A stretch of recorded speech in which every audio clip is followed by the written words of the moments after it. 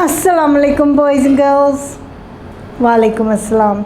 Right, are you ready to read all about the Caribbean reefs and how they're going to vanish in 20 years? So, what I want you to do is open your books at page 49 and 50.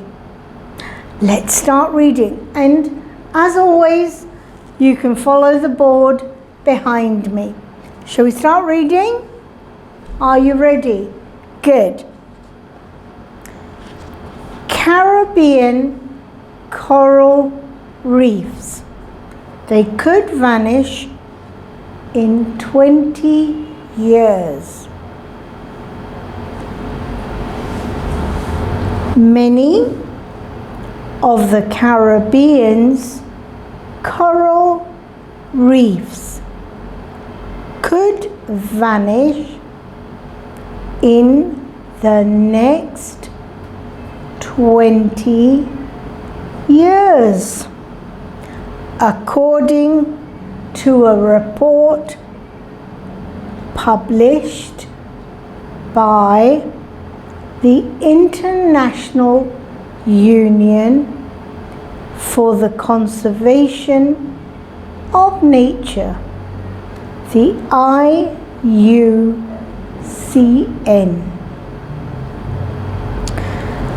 Data from more than 35,000 surveys suggests that habitats have declined by more than 50% since 1970s.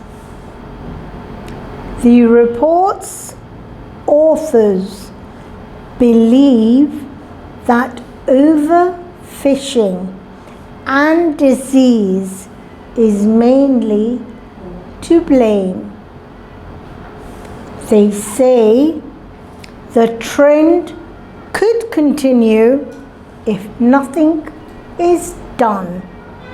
But with protection, the reefs could bounce back.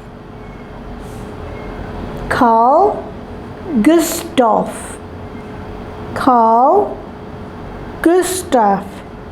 London, Director of IUCN's Global Marine and Polar Program, said the findings were alarming. The reefs support some different countries and populations, he said. Tourism is one of the biggest industries, and the health of the reef is essential to the well-being of many of the people living there. And of course, there are immensely beautiful and wonderful places as well. The reefs are becoming overrun with algae, which suffocates the coral. The report, which also authored by the Global Coral Reef Monitoring Network, looked at data collected between 1970 and 2012 from 90 reef inhabitants, and is the most comprehensive assessment of corals in this region. The authors concluded that many reefs in the Caribbean were undergoing a dramatic transformation, changing from colorful realms bursting with life to barren habitats covered in slimy algae. They said the damage has been driven by the loss of some of the reef's key inhabitants.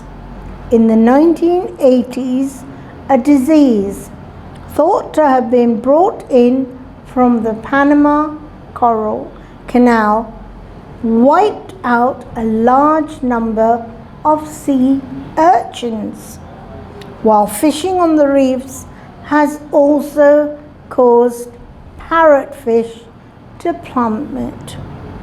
Both of these creatures graze on reefs, and without them, algal species take over. Dr. London said, "We saw that reefs with no grazers ended up getting smothered by algae, and after a period of time, they see a significant or even complete collapse of the reef area." He said that if no action was taken, the outlook for the Caribbean corals would be bleak. The report, the authors say that overfishing is driving the decline of the Caribbean's reefs. If we do nothing, I'm afraid the most likely scenario is that we will continue the slippery slope to slime, he said. We'll lose a tremendous amount of coral cover and we'll end up with algal reefs with a much lower diversity of species. The Caribbean is not only the only area that loses to coral reefs. Around the world, these habitats are doing badly. Conservationists say that warming ocean temperatures are also driving some of the losses. As temperatures rise, corals lose the tiny algae that live in their tissue, causing them to turn white, a process known as coral bleaching. Warming waters are leading to coral bleaching events in some parts of the world. However, the report concluded that there was evidence that damaged reefs could be revived if they were protected. Dr. Lundwin said, "We have been able to document some cases where we've seen recovery of degraded reefs. So that's very positive. It means we shouldn't give up hope." So, boys and girls, now that you've read with me, I'd like you to try and read this and send it as a voice note to your teacher. Okay? Allah Hafiz.